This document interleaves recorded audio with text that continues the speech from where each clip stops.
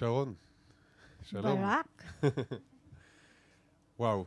So, first of all, thank you very much to all of it around us, which is happening here.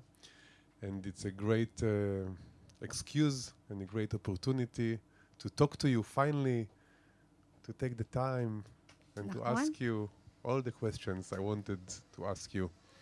Now you're scaring me. No, don't be scared. But first of all, can you just let me know, please, how it all started? When did you arrive to Israel first? What did you know even about Israel before you arrived here?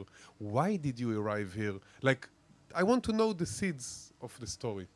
I came here last 2003.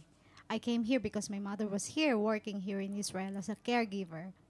What I thought about Israel is they are holy, the people are very nice, because it's a holy land. We Christians believe that Israel is a holy land. It's the land of all the religious people, and where the Christians are always wanted to go. It's a place where it's a dream come true to go to Israel. It's where Jesus was born and where Jesus was laid down to rest. That's why I wanted to go to Israel. I want to see this kind of beautiful places. But then when I came here, it wasn't like that. It was not about all the biblical places. I need to work as a caregiver, and I work until 2012. Wait. We are talking about 2003, Yeah. that you arrived here for the first time. Yeah. But when you arrived here for the first time, it because of religious reasons, or because your mother was here, or because you were looking for a job? I just want to understand where it starts. I wasn't really prepared looking for a job. I just finished my university as a nursing. I finished my bachelor degree in nursing. When I came here, my mother said that it's a nice place. I wanted really to go here because my mother was here. But then again, I want to see also the biblical place. But wait, your mother was here already how many years, and what did she do here? 15 years as a caregiver. So she came here basically almost like, what, 30 years ago, your mother? Yeah. When you were how old? I was only in high school. And what did your mother tell you when she left you in order to come to Israel to work here? Like, what do you remember from those times? Your mother is telling you you are, I don't know, 10, 11, 12, 15, whatever. Mm-hmm. What do you understand? She's going because there is no money in the Philippines, and Yeah, because of the economical situation in the Philippines, it's a very low economic situation we are. And, I have like 4 siblings. All of them are 3 of them are in the university already by that time. So it's very, high school by that time. And it's very hard for us to be raised by that time because it's all of us are almost all in high school together, 1 year apart. So she needs to go here because she needs to provide a future for us.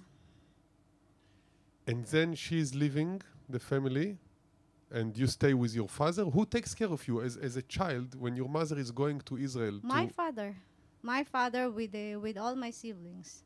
And I'm the only girl in the family. So it was very hard for me to be like a mother and a sister at the same time for my siblings. And what kind of message you get from your mother from Israel? Is she telling you it's great here? Is she telling you it's difficult? She said it's a very nice workplace for her. She was working only for one family for the last 15 years. So I think it was good for her. So she came here in order to provide for her kids to get better education, better life. Exactly. And then basically you did the same. You came here in order to provide for your kids a better future, or your kids were already born here? Like, I would like to understand a bit more about the context of you coming here. No, I came here for my own future, not for anybody else. But then I'm young. I fell in love. I brought my boyfriend here. whom you met already, Mark. And He was your boyfriend back in the Philippines? yes, And he came to Israel following you. 1 year after I came here.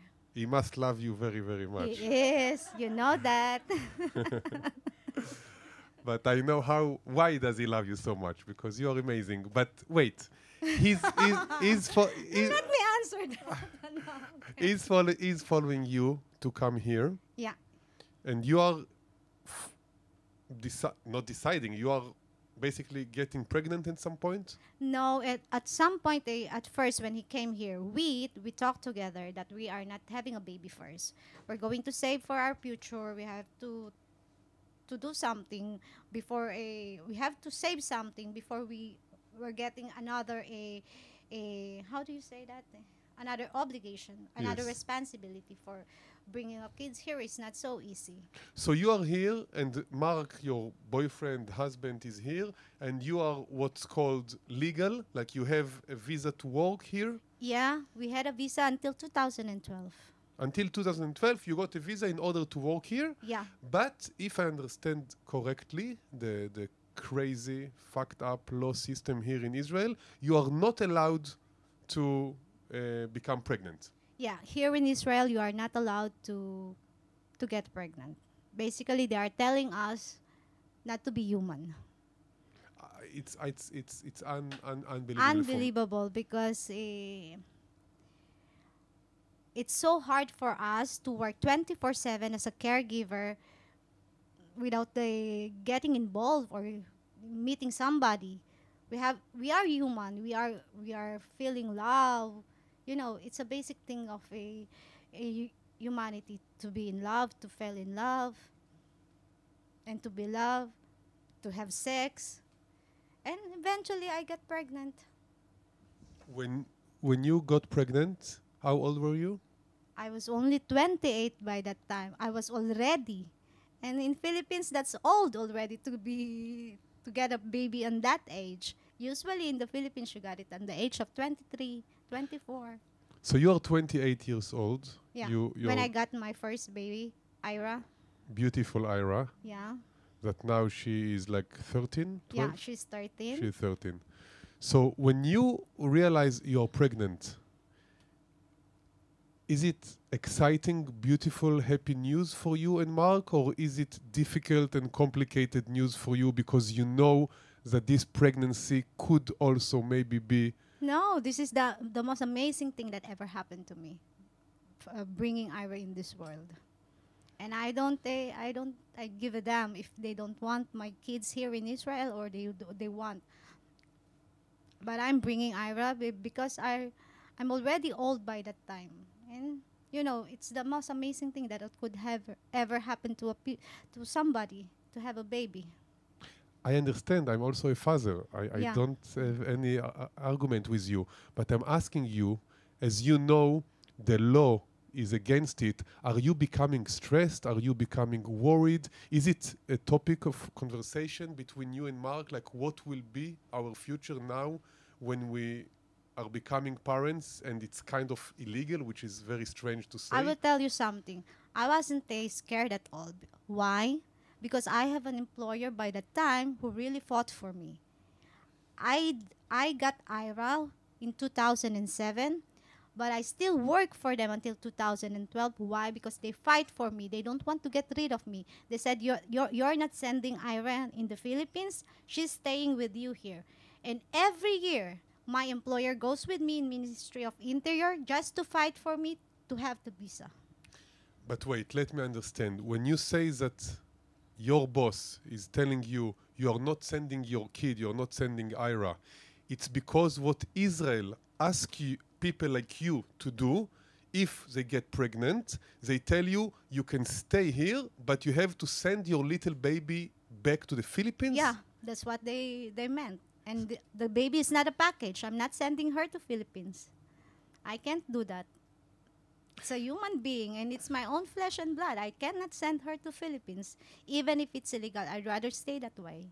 If it's wrong to have a baby here in Israel, I'd rather be wrong. But you realize that most of the Israeli people, they don't even know that this is how it works. They don't understand that this is what the law says, because it sounds unbelievable. It sounds like something you cannot believe. That they tell you, if you get pregnant, then either go away or send your little baby away and come back here. Like, this is really the reality. What your friends are doing in this same situation? Do you know people that send their babies away? Also, this time, during the pandemic, they're sending babies away. And it's very hard. I can understand their situation. Maybe all of us have different reason. But me, personally, I'm not sending my kids back at home. So your boss somehow managed to convince the people in Misrad Apnim? Yeah, because they said that they cannot rely to anybody except me.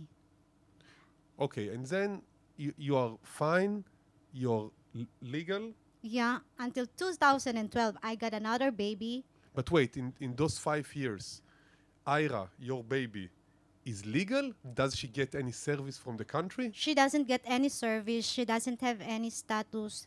She doesn't have any tzudat ziut. So if your little baby is sick, you go to a doctor, then it doesn't take care of your kid because this kid is not existing? No, with this one, the Mayo Cadet take undocumented migrant kids. Okay. And after 5 years, you're pregnant again? And after 5 years, I got pregnant again with Shivan. And still, my employer fights for me in the Ministry of Interior. Unfortunately, after half a year, she passed away. So nobody can fight for me anymore. And then, what happened then? I lose my visa. And since then, 2013, I was undocumented.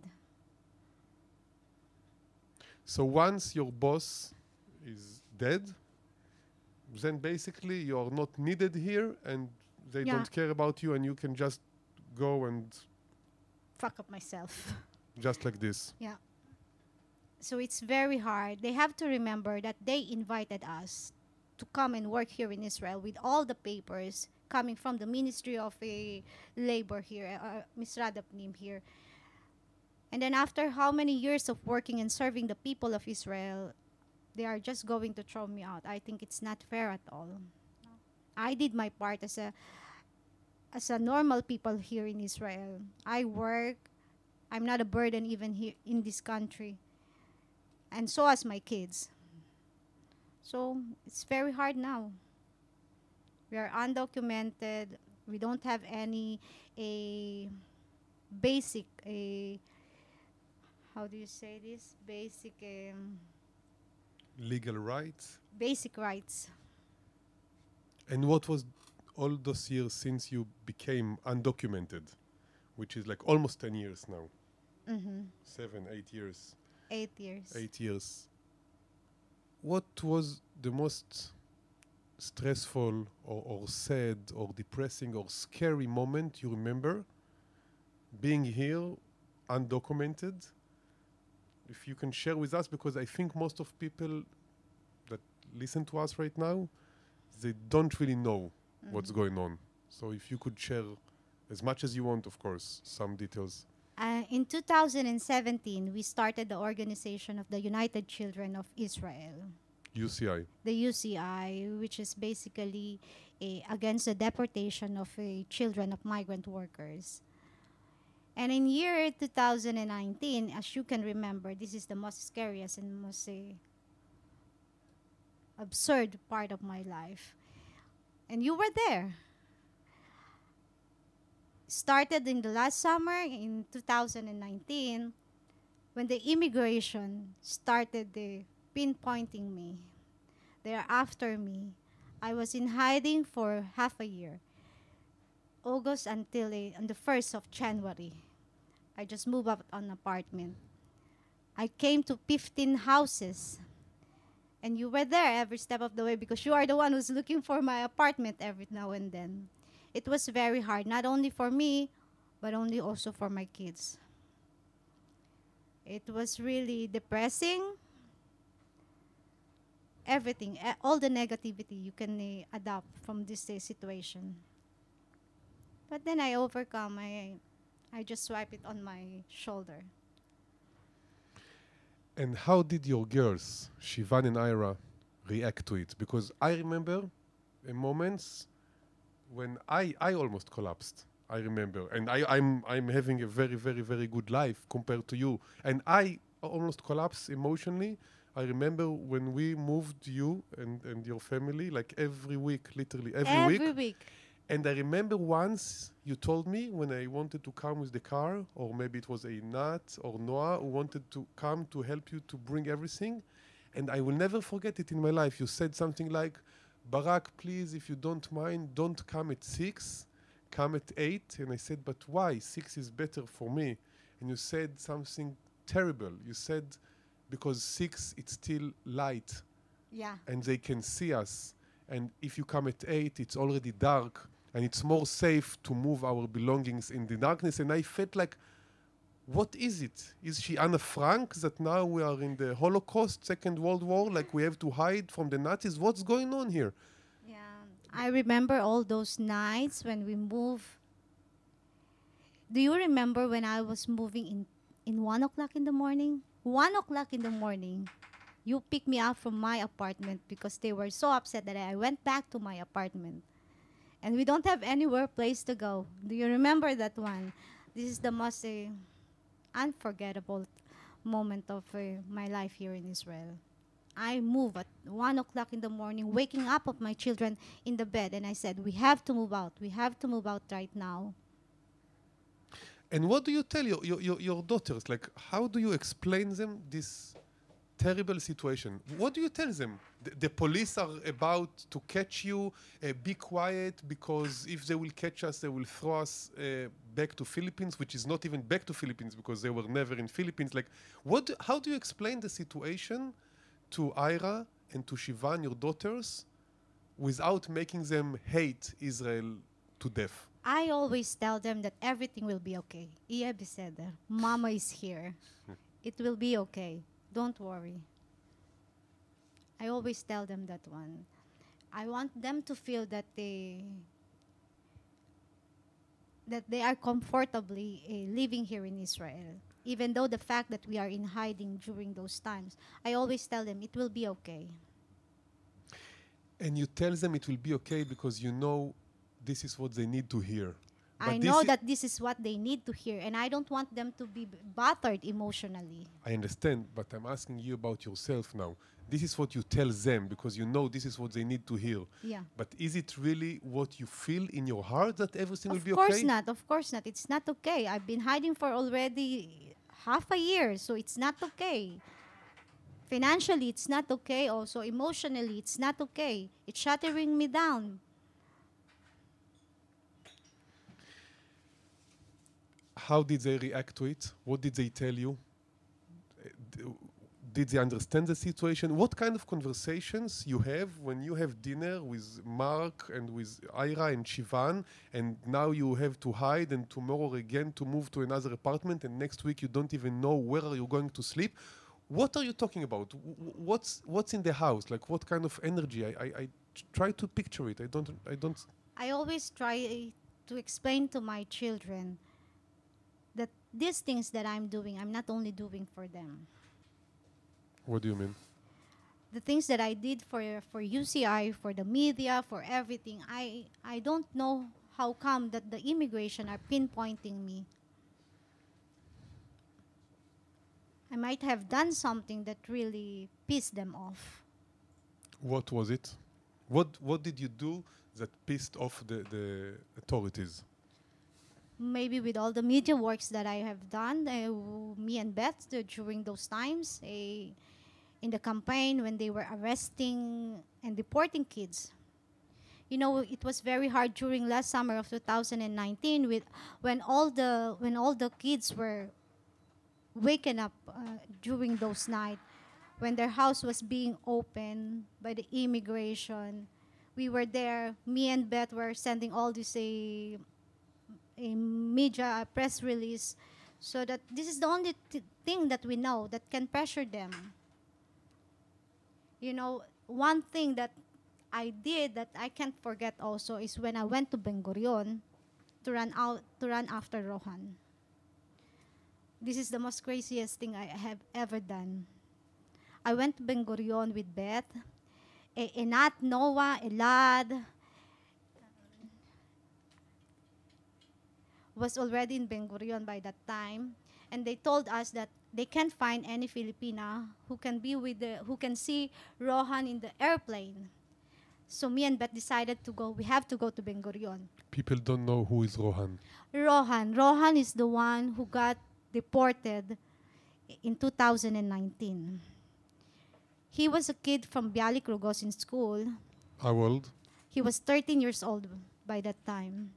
And he was waken up in bed early morning. They were taken to prison. And after 2 days, they were sent home without any belongings, without any money. The clothes they wear when they were arrested is the clothes they're wearing when they got into the plane. Until to the Philippines.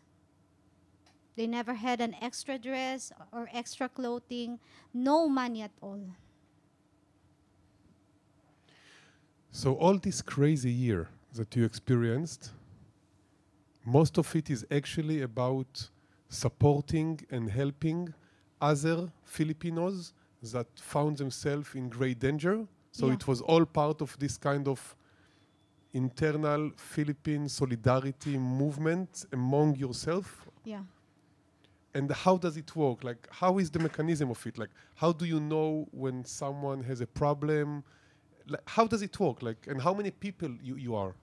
We are more than 700 mothers or families, I should say, in this 3 WhatsApp group. And every time that there is an arrest or there is a immigration on the site or on the place, they are just going to send a message in the WhatsApp, and they said immigration in Yudlamet Peret Station, ongoing immigration arrest. That's what they are going to send, and then one of our supporters will go there and record everything. And then we're going to send some message to our supporters, Israeli supporters, and they are going to that place, and they will try to help and stop the arrest. And how did you, Sharon, how did you find yourself in the situation or in the position or in the state of mind of coordinating this amazing UCI, United Children of Israel? Like, is it just a coincidence? Is it because this is the kind of person you are? Why you and not someone else is taking care of so many people around you? No, I had an awakening during 2017 when they were very serious already when they deported a whole family. This is a family of I don't know if I can mention her name, but It doesn't matter the name. this is a family of 4. She's the same age with Rohan. She was sent home. They applied for a humanitarian status here in Israel, and they were sent home, all of them. And it was an awakening for me because it's almost the same age with my daughter. And now I told to myself, I think they are serious on deporting the kids, and I won't allow them to do that to my kids. So that was the turning point or awakening point for you to Yeah. realize I must do something? I must do something. I need to be at least hands-on on this one because I can't imagine my kids to be in jail, to be on the plane, without really coming from them that they really want to go home. When I hear from my kids that they want to go home, then I'm going home. But they don't know anybody from Philippines. They don't know the language. They don't know the culture. You know, they got used to it here in Israel. Eating falafel, eating shawarma. My daughter is a good dancer. She's dancing with all her Israeli friends. So I don't think she would love to go to Philippines.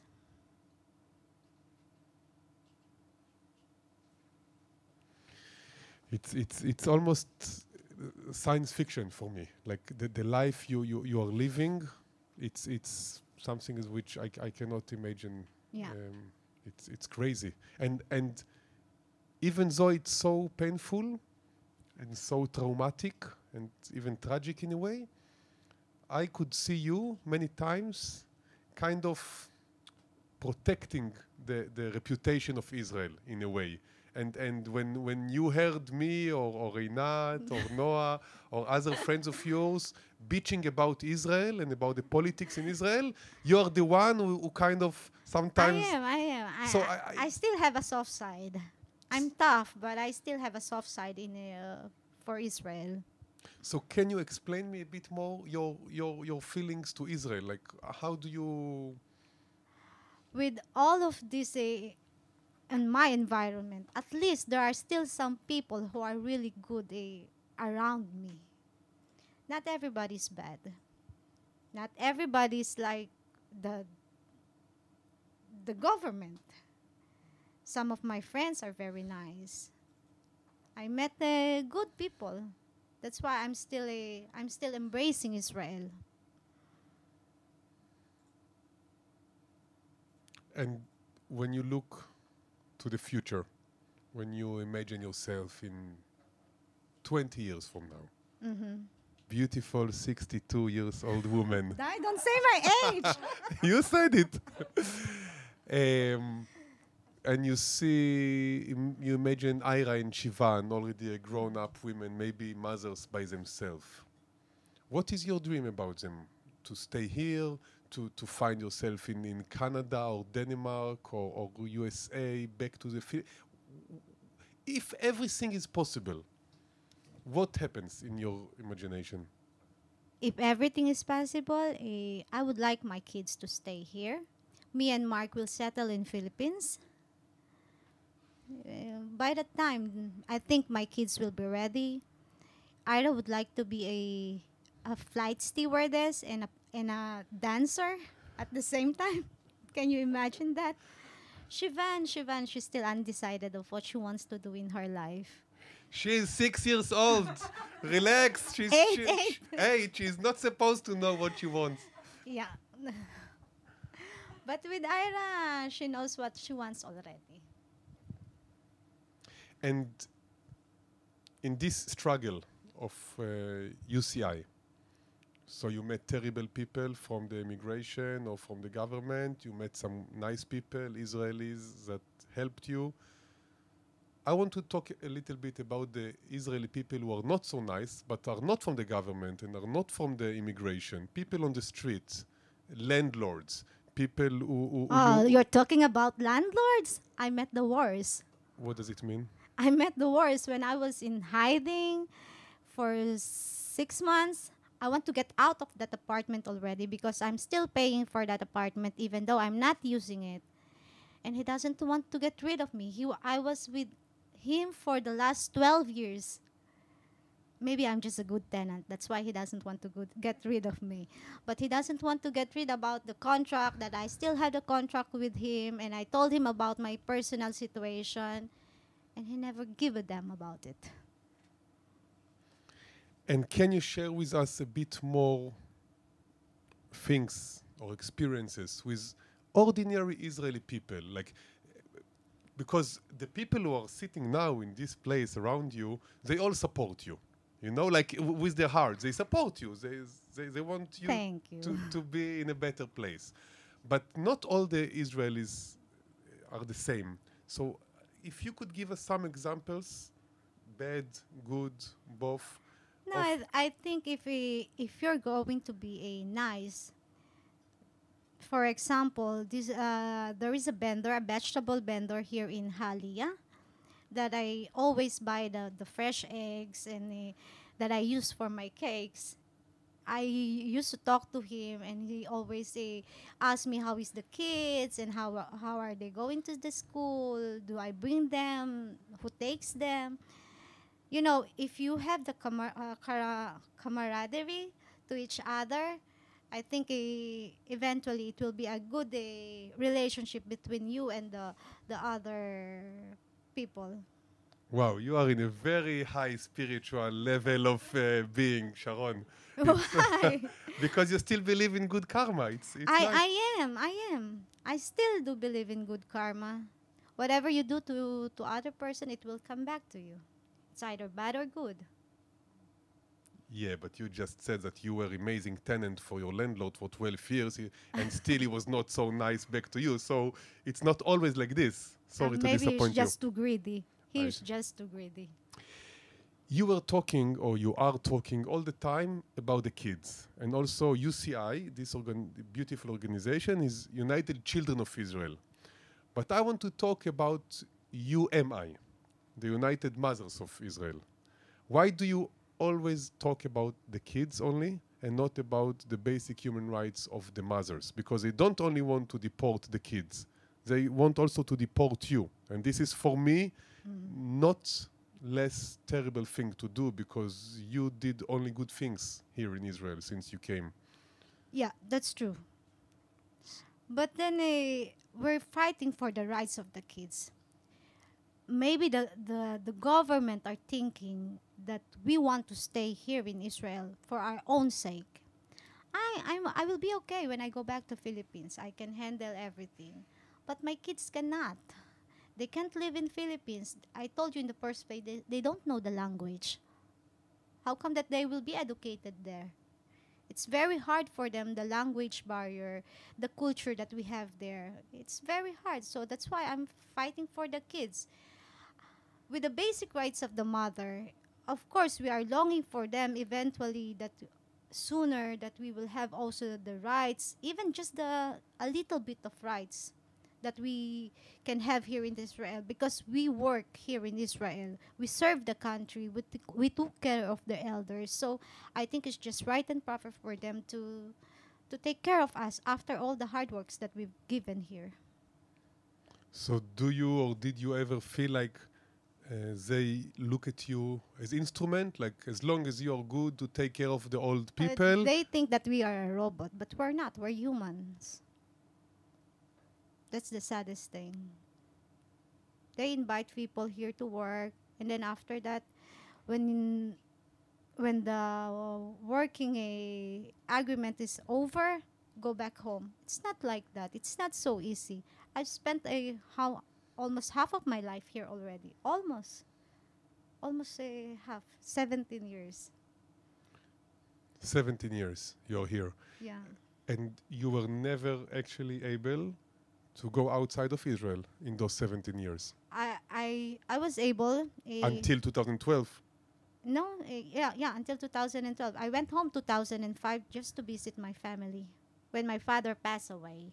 And after that, I never went back to the Philippines since 2005. But you could go? Or No, of course not. We cannot. If I will go out here in Israel, then I cannot come back here anymore. Because I don't have the visa anymore. Sharon, did you ever regret about coming here? Was there any moment in your life, maybe in this terrible 2019, with all this crazy immigration attitude, that you told yourself, maybe I shouldn't, maybe it's... No, I don't have any regrets at all. I don't have any regrets bringing my kids here in this world. And I don't have any regrets being undocumented. And in those hard times, Corona in one hand, all the crazy politics and the immigration, and life is tough sometimes anyway for everybody. Where do you get some comfort? Where do you find, I don't know if to say happiness, but where do you find the energy to keep moving?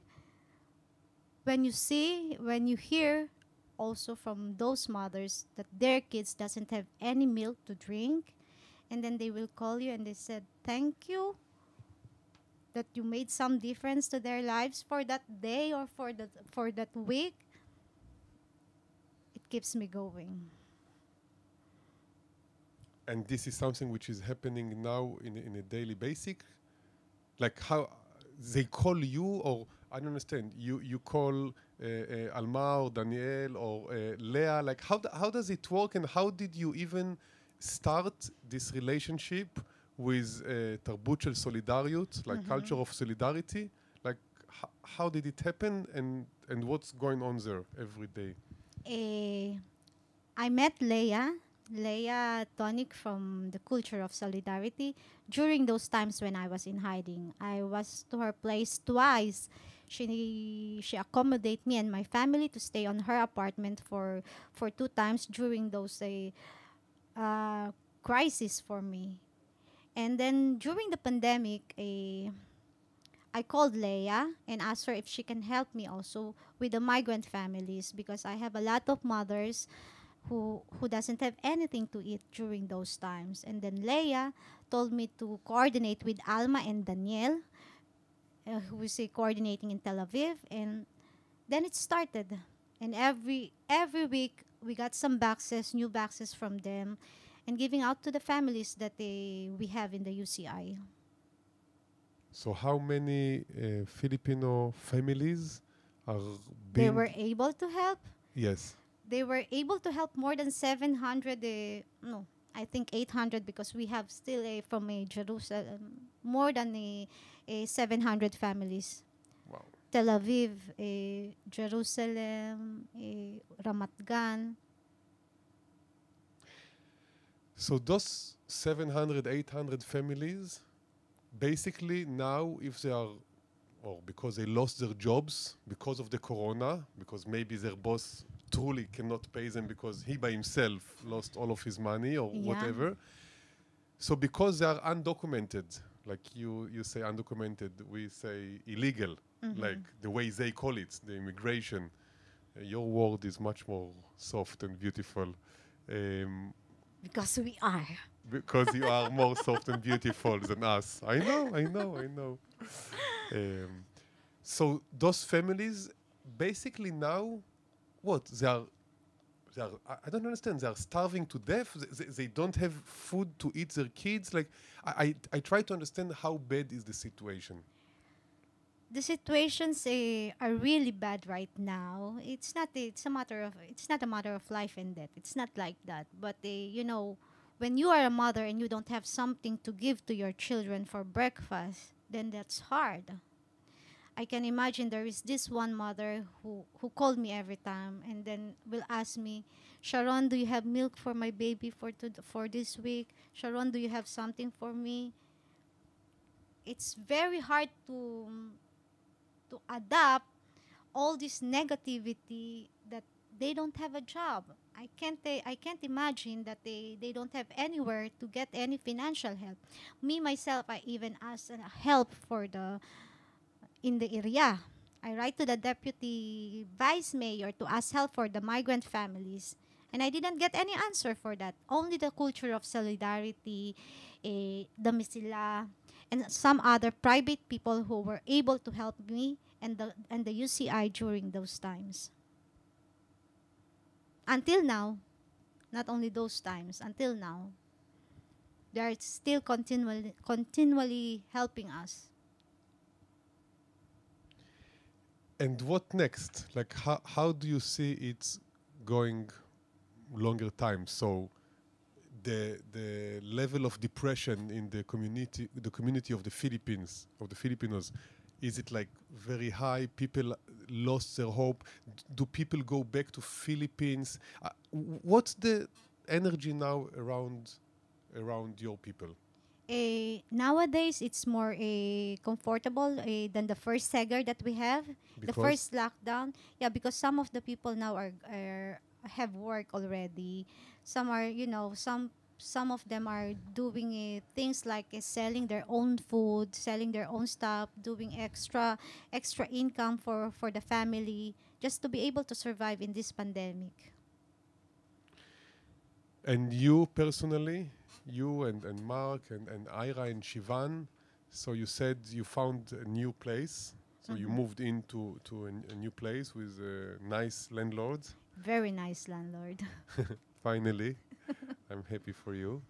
And your Mark, your partner for life, so can he walk now? Does he have a visa? Is he afraid to look for a job? What's the situation financially? He doesn't have a visa anymore.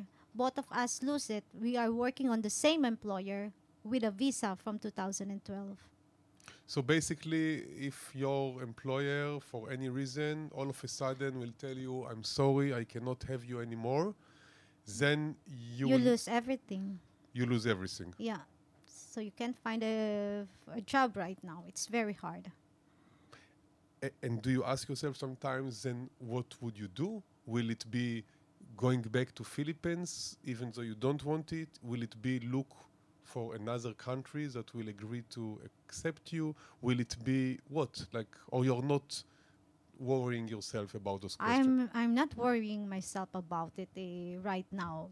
The things that most concern me right now is the crisis itself. It would be very selfish for me to think only for myself when the rest of the community is really doesn't have anything to put on their stomach, to give something to their kids. I'm telling you, my WhatsApp is doesn't stop with all these problems from different kinds of mother. Not only for the Filipino community, we are also dealing with the Nigerian, Ghanaian, Nepali, and Indian families. This the UCI is also for the migrant workers, not only for the Filipinos. Wow. So you have the culture of solidarity in your blood to start with, even before you met Leah and Danielle and Alma. Like you had it because it sounds like you are all helping each No, other really, all the but time. the work of the culture of solidarity is really amazing. If it's not really for them during those times, I don't know where are we going to ask help, because in the beginning, as I have told you, we reached out to people and they really didn't help us at all. And I reach out to those who are in the government already, and they cannot do anything. They cannot do or they don't want to do. Maybe they don't want to do. Again, you are protecting them, you see? And fortunately, that I met Leia, and I was led to Danielle and Alma, and eventually I got some help from for these families that they are part of the UCI.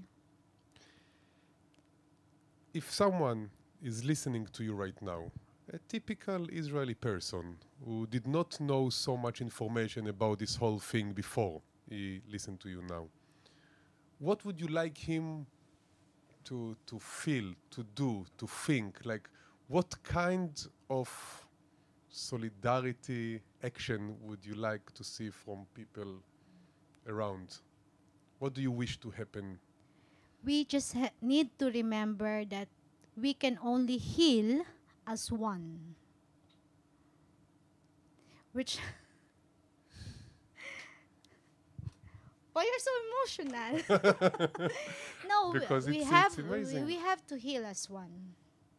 If you see somebody in the street that they don't have anything to eat, give them something. If it won't hurt your pocket, give them something. You're also emotional. It's not only me. But, Yeah. but it's hard for me sometimes to understand if whenever you get emotional, if it's because you're so worried and sad and depressed, or because you're so moved by the solidarity around you with the Filipino community or with culture of solidarity or whatever. Like, it's hard to Grasp it, yeah.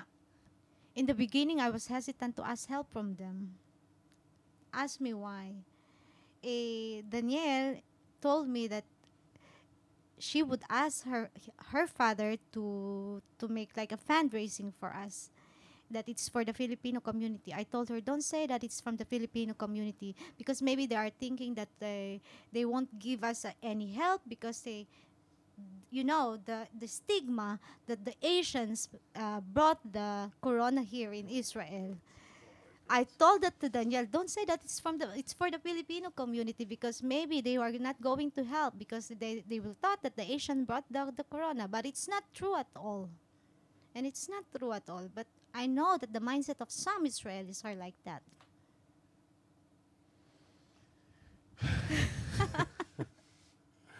So I'm ashamed of those Israelis who think like this, and Yeah, I'm but proud of those Israelis like father of Daniel. Yeah. And I want to tell you that you are really, you are something special. I don't have the words. My mom says the same. So much power and so much positiveness and so much love and so much, just so much. This is all for the kids. I don't worry about the mothers. I worry about the kids. The mothers can do and can survive a lot of things, but the kids, they are too young to experience the hardships that we have now on this crisis. Any last message you want to deliver to the world, to your kids, to your friends, to your daughters, to us, to God, I don't know to whom? I just want them to continue helping us in a way that they supporting our campaign against the deportation of the children here in Israel who were born here, and also to continue helping to donate in culture of solidarity so that we can help more families.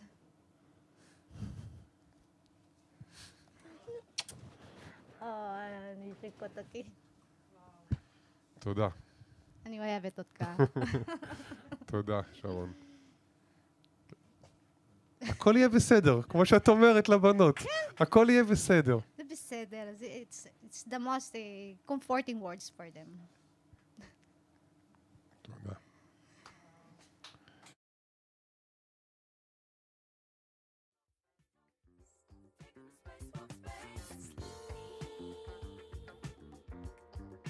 Still sheet of water,